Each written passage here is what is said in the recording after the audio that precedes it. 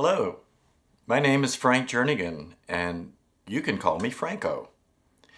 My website is Phrancko.com, and you can find a link to it in the comments below.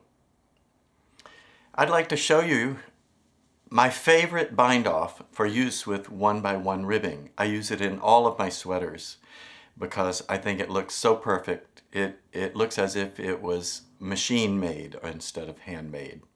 Let me begin by showing you an example of its use in this sweater that was published in the fall 2019 issue of Cast On magazine.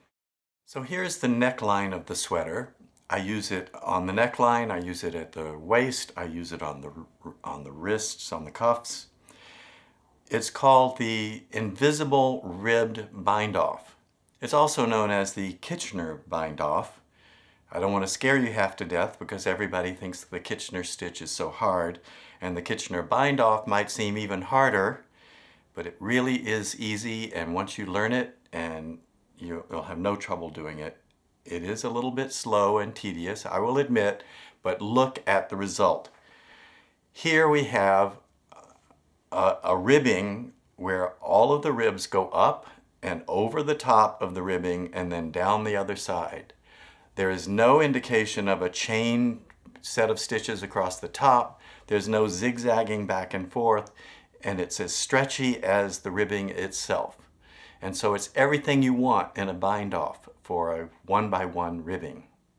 So here's a little sample piece that I've worked to demonstrate to you how to do this ribbing. It could have been a cuff, the end of a cuff, or it can be an entire waistline, or wherever you're going to use 1x1 ribbing and want to bind it off. So I started with knit 1, then purl 1, and I ended with a knit 1, purl 1. So the last stitch over here is a purl. I don't want to start the ribbing right where the two needles are, and if you're using double pointed needles, it's the same issue. You don't want to start crossing needles. So basically what I do is I continue for just a couple of stitches, and then I start my bind off. So here's my knit 1 and my purl 1. The next question we have is, we are about to cut the yarn, but how long do you leave it? You're going to have to make sure you have enough to do the entire bind off before you run out of yarn. I make this a very conservative estimate. I give you an excess of yarn because you really don't want to run out before it's over. It's very difficult to undo this bind off. It's not like a regular bind off where you can just pull and it rips right out. You have to undo it as tediously or even worse than when you put it in. And so you don't want to run out of yarn. Many people tell you all you need is 4 times the width of the fabric. I always use 5 or 6 times the width of the fabric. I have a lot left over, but I am not going to run out of yarn doing this. It's a disaster. Trust me. So I'm going to say, about 5 or 6 times around would be enough for this little piece. I'm going to have a lot of yarn left over, but there, I'm going to cut it right there. I thread my needle, and I start the bind off in a slightly different way than you'll hear probably from any other instructor. And that's because I want the join of the bind off to be as similar to the rest of it as possible. Now everybody always says you start by coming through the knit stitch as if to purl, and yes, we will do that. And you leave it on the needle. This is just the beginning, the setup part. You put the yarn in back, and you come through the stitch that's on the right needle as if to purl, coming under the yarn that you just pulled to the back. Oops.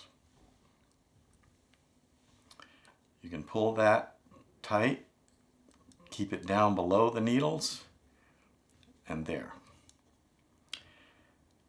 Next, you're going to go through the second stitch but you're doing it on a purl stitch. So you come in from the back, go through between the two stitches and around the front leg of the purl stitch and then back out.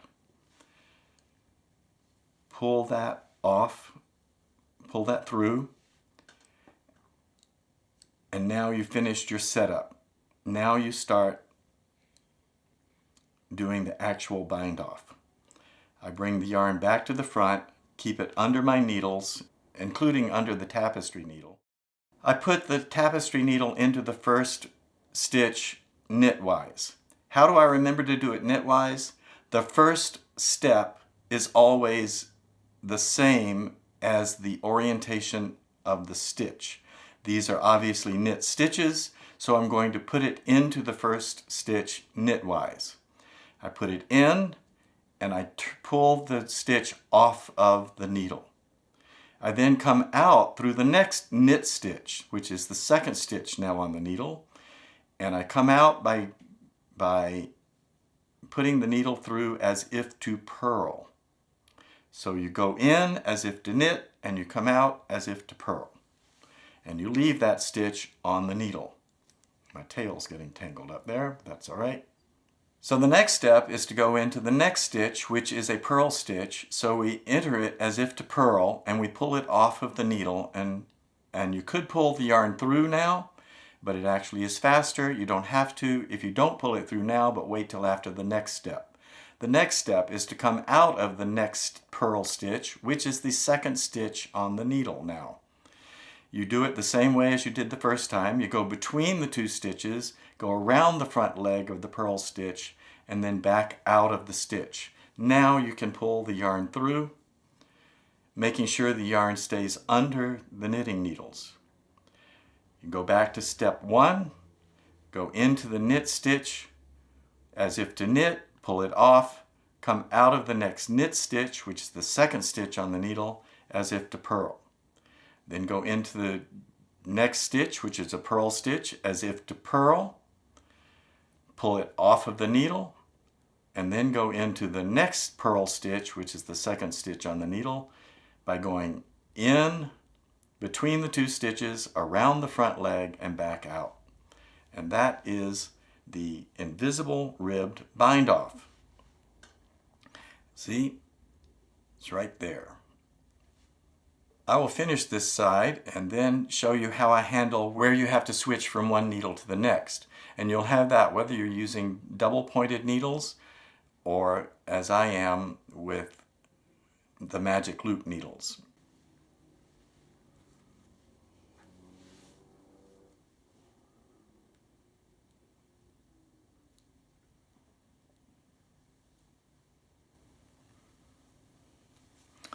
Okay, now I've reached the last few stitches on this needle, and it's time to begin working stitches that were on the other needle. I don't want to try to work across the divide. So what I'm going to do is, when I've got 2 stitches left on the needle, I'm going to move those stitches to the next needle. And if it's magic loop, that just means I pull the cable through. If it's double pointed needles, then you need to move the stitches from one double pointed needle to the other one that's still got all the rest of the stitches on it.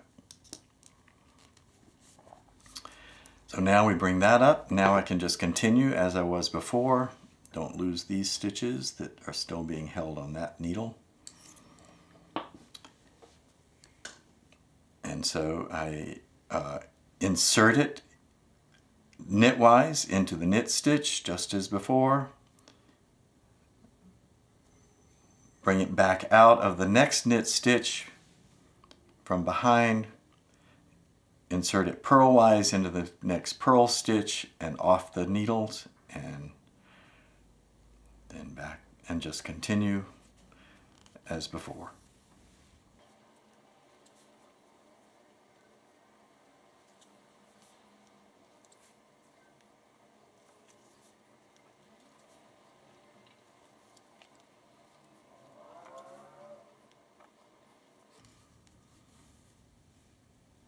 Now I'm down to the last 2 stitches on the needle again, and there's still a couple of stitches from the 2 that I knitted at the beginning. So I'm just going to combine all those stitches together, and they'll all be on one needle. And now I'm going to approach the end of the bind off and the join to the beginning. So we continue as before, in the knit stitch, out of the next knit stitch, in the purl stitch and off the needle, and out of the next purl stitch and off the needle,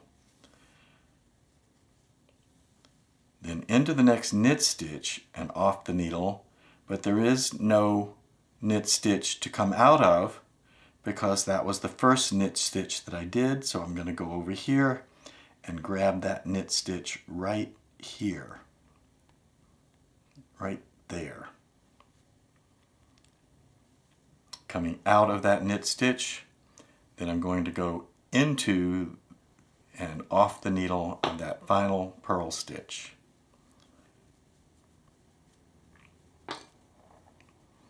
The join is not perfect, but when you, as you can see, when you weave in the thread, it will be near perfect right there.